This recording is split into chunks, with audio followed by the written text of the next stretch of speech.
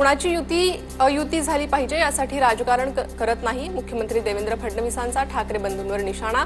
तुमच्यात किंवा कुणाच्याही बापामध्ये मुंबईला तोडण्याची ताकद नाही। फडणवीसांची उद्धव ठाकरेंवर टीका। बॉम्बे स्कॉटिशमध्ये शिकून भारतीय भाषांना विरोध होतो। मुख्यमंत्री फडणवीसांची आदित्य अमित ठाकरेंवरून टीका। मराठी सक्तीचीच पण हिंदी भाषेचाही अभिमान। फडणवीसांची प्रतिक्रिया। हिंदी जी.आर. रद्द झाल्यानंतर राज आणि उद्धव ठाकरेंचे एकत्र पत्र। मराठी जनांनी सरकारला नमवलं। पत्रात उल्लेख, आम्ही फक्त आयोजक, बाकी जल्लोष तुम्ही करायचाय। वाजत गाजत गुलाल उधळत मेळाव्याला या। पत्रातून नागरिकांना आवाहन। पत्राखाली दोन्ही नेत्यांची नावं। मनसे ठाकरेंच्या शिवसेनेचे नेते आज वरळी डोममध्ये पाहणी करणार। बाळा नांदगावकर, संदीप देशपांडे आणि अनिल परब 5 जुलैच्या मेळाव्याच्या तयारीचा आढावा घेणार। महाराष्ट्रामध्ये मराठी अस्मिता महत्वाची, ठाकरे ब्रँड महत्वाचा हे महाराष्ट्रातील जनतेनं दाखवून दिलं।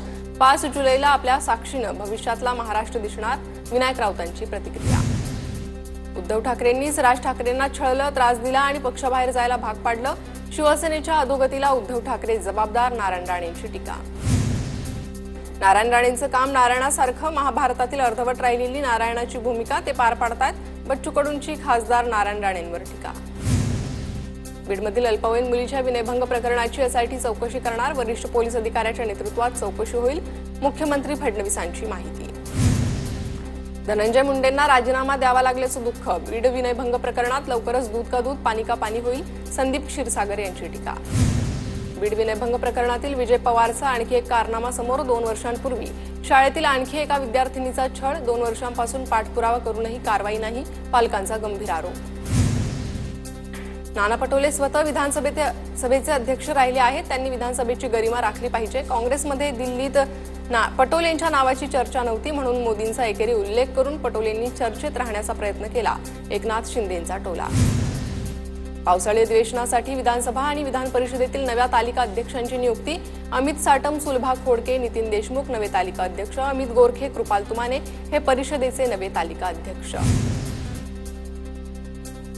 सोनाई उद्योग समूहाचे संचालक प्रवीण मानेंचा आज भाजप प्रवेश। फडणवीस आणि बावनकुळेंच्या उपस्थितीत प्रवीण माने भाजपमध्ये प्रवेश करणार। प्रवीण मानेंनी इंदापूर विधानसभा निवडणूक अपक्ष लढवली होती। भाजप प्रवेशाच्या तयारीत असलेल्या अपूर्व हिरेंच्या अडचणीत वाढ। संस्थेच्या कर्मचाऱ्यांच्या नावे परस्पर कर्ज काढल्याचा आरोप। जर माझ्या भाजप प्रवेशाच्या भीतीपोटी विरोधकांचा हे कट। अपूर्व हिरेंची प्रतिक्रिया। काँग्रेसचे माजी मंत्री राजेंद्र मुळक यांचं निलंबन मागे घेण्यात आलं। विधानसभा निवडणुकीत बंडखोरी केल्यानं त्यांना निलंबित करण्यात आलं होतं। मराठा समाजाला ओबीसी प्रवर्गातून आरक्षणासह विविध मागण्यांसाठी खासदार शोभा बच्छाव संसदेत आवाज उठवणार। शोभा बच्छाव यांनी घेतली मनोज जरांगेंची भेट।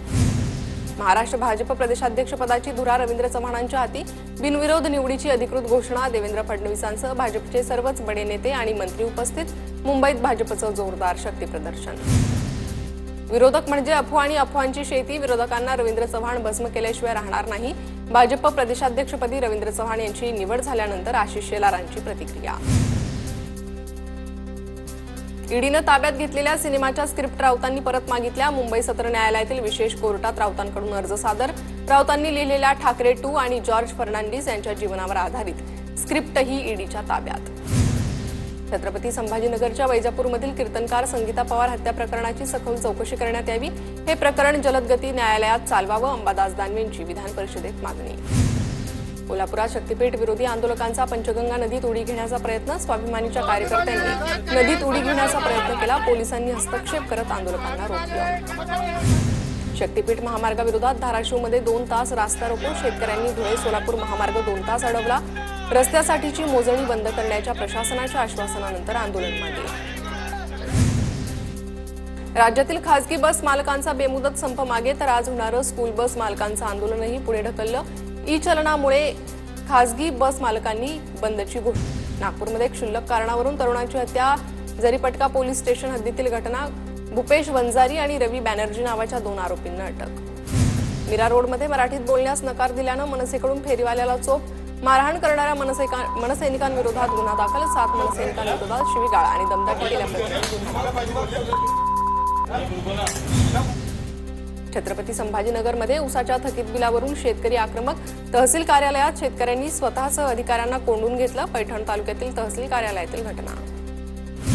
नालासोपाऱ्यात बांधकाम व्यावसायिक जयप्रकाश चव्हाणची आत्महत्या। पोलिसांचा जाचाला कंटाळून आत्महत्या केल्याची कुटुंबियांचा आरोप। आचोळे पोलिसांकडून अधिक तपास सुरू। जळगावच्या अमळनेर येथील गांधलीपुरा भागात घरांमध्ये सुरू असलेल्या वेश्या व्यवसायावर पोलिसांचा छापा।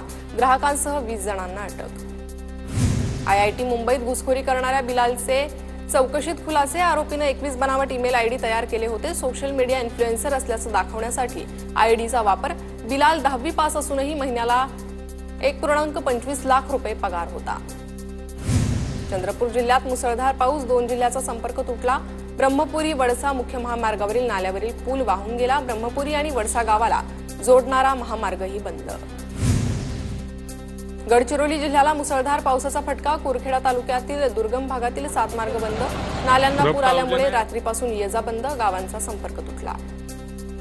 नंदुरबार जिल्ह्यात मे आणि जून महिन्यात झालेल्या वादळी पावसात 800 पेक्षा अधिक घरांचं नुकसान। 751.62 आर शेतीला फटका। नुकसानीचे पंचनामे करून शासनाकडे पाठवण्यात आले। रायगडच्या मुरुडमधील काशीद समुद्रात बुडून पर्यटकाचा मृत्यू। बुडालेल्या तरुणाचा पोलिसांकडून शोध सुरू।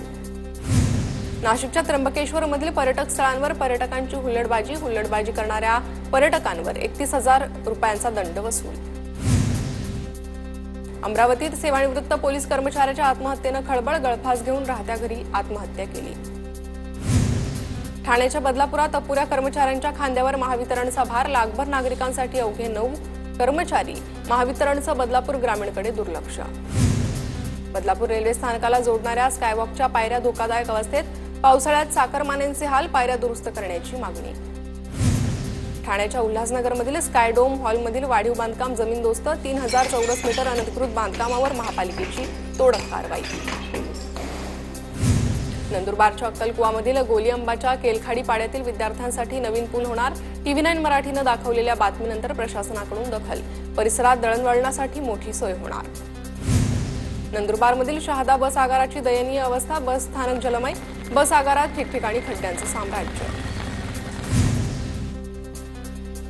नंदुरबार शहरात वाढत्या वाहतुकीच्या समस्यांमुळे चौकांमध्ये वाहतूक सिग्नल लावले जाणार। सिग्नल यंत्रणेद्वारे वाहतूक सुरळीत करण्याचा प्रयत्न। राज्य सरकारनं भारतरत्न डॉक्टर बाबासाहेब आंबेडकर स्वाधार योजनेत बदल केल्यानं विद्यार्थ्यांचं नुकसान। नवीन GR रद्द करून जुन्या GR प्रमाणे विद्यार्थ्यांना लाभ द्या, अन्यथा रस्त्यावर उतरू। भीम आर्मीचे नंदुरबार जिल्हाध्यक्ष संजय रगडे यांचा इशारा।